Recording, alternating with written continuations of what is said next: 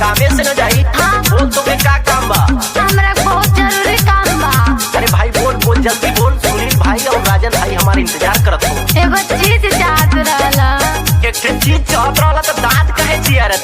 हमार भैया के शादी पड़ल बा। हाँ तो हम चली लौंडा बन के नाची का। ना तो हमके मार्केटिंग में कराए बा शॉपिंग चला। देख भाई ढेर जिद मत कर।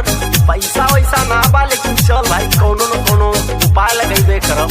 नाम जाए तो जाए।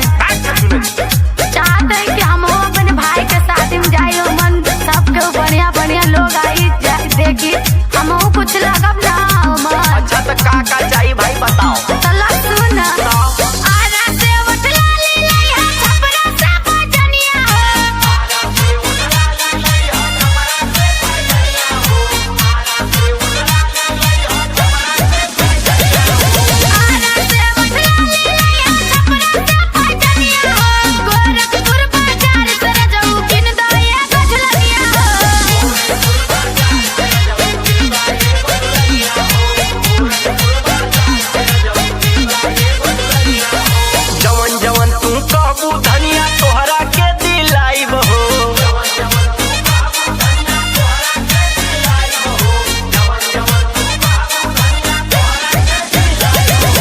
जवन जवन तू कहबू धनिया तोहरा के दिलाइब हो।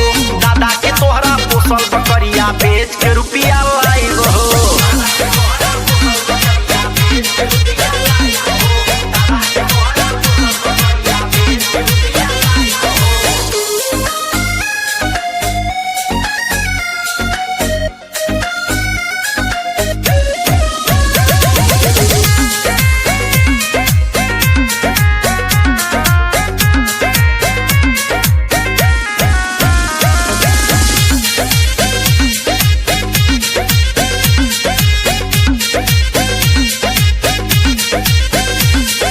जब कुछ हो मांगीला तो से टेढ़े तू बतियावेला। नया नया फरमाइश गोरिया तोहर न हमके भावेला। जब कुछ हो मांगीला तो से टेढ़े तू बतियावेला। नया नया फरमाइश गोरिया तोहर न हमके भावेला। हमरा पजरा ना सटिया बलिया ना चुनमुनिया।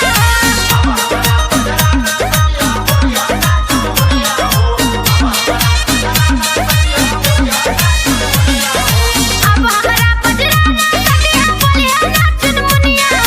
आजमगढ़ बाजार से जाऊ किन दया गलथनिया।